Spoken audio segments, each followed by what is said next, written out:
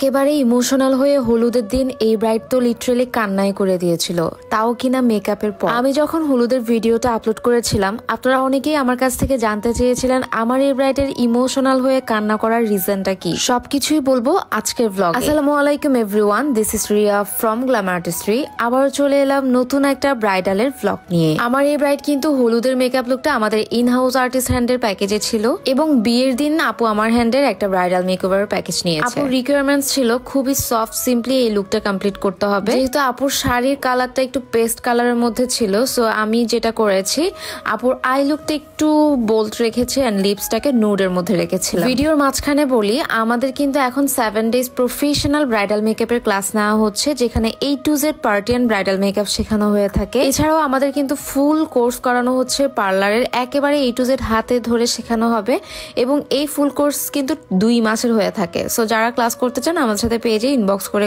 স্লটটা বুক করে নিন। এদিকে কথা বলতে বলতে আমার ব্রাইডের ফাইনাল লুক একেবারেই ডান। আপুর এই যে শাড়িটা পরিয়ে দেওয়া হচ্ছিল আপুকে খুব সুন্দর করে, এন্ড হেয়ার স্টাইলটা বেসিক্যালি আপুর চয়েসেই এভাবে করা। আমরা চেয়েছিলাম সাইড সিটি করে কিছু একটা করব, বাট আপু চাচ্ছিল না। আপু বললো যে তাকে নাকি মাঝখানে সিটিতেই ভালো লাগে। চলেন আপনাদের সাথে শেয়ার করি আমার এই ব্রাইডের ইমোশনাল হয়ে কান্না করার রিজনটা। আপু যেদিন হলুদের দিন আমাদের ইনহাউস আর্টিস্টের হ্যান্ডে মেকআপ করেছিল, মেকআপের পর আমি আপুর ছবি ভিডিও করছিলাম, তখন এই ব্রাইড আমাকে একটা কথা বলছে। সেটা কি জানেন? আপু আমাকে বলতেছিল যে আপু আপনার সাথে না আমার অনেক। এরপর আমি তাকে জিজ্ঞেস করলাম যেমন, তখন আপু আমাকে বলতেছে আপু আমাদেরও হচ্ছে 6 বছরের পূর্ণতা আপনার মতো। মানে এই 6 বছর যে আপু কি কি ফেস করছে, ইভেন তো আমিও যে কি কি ফেস করছি এগুলো আমরা জানি।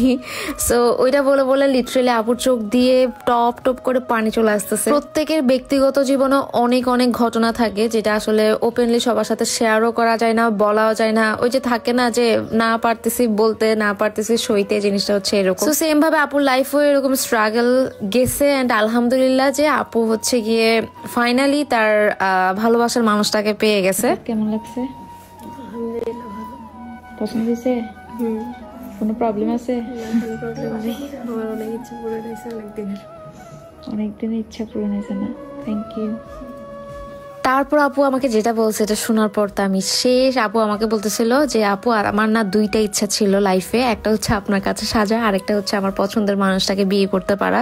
তো একটা ইচ্ছা তো অলরেডি আপনার কাছে সেজে পূরণ হয়ে গেছে, এন্ড আরেকটা ইচ্ছা ইনশাল্লাহ আজকে পূরণ হতে যাচ্ছে। I think this is the best and most beautiful compliment I have got ever. আপুর এই কথা শুনে তো আমি ইমোশনাল হয়ে গেলাম। বাই দ্য ওয়ে আমার এই ব্রাইডকে কিন্তু অনেক কিউট লাগছিল সামনাসামনি। আমি জানি না আপনাদের ভিডিওতে কেমন লাগছে, অবশ্যই কিন্তু কমেন্ট করে জানাবেন। আপুর লুকটা একেবারেই আউটফিট এন্ড হচ্ছে কি ওভারঅল সবকিছু কিন্তু একদম সিম্পলের মধ্যে গর্জিয়াস লাগছে। যাক, মেয়েটা যে পূর্ণতা পাইছে, মেয়েটার জন্য সবাই দোয়া করবেন যাতে হ্যাপি থাকে। এন্ড যারা নতুন দেখছেন অবশ্যই আমাদের পেজে একটা ফলো দিয়ে দেবেন যাতে নেক্সট ব্লগগুলো মিস না করেন। আল্লাহ হাফেজ।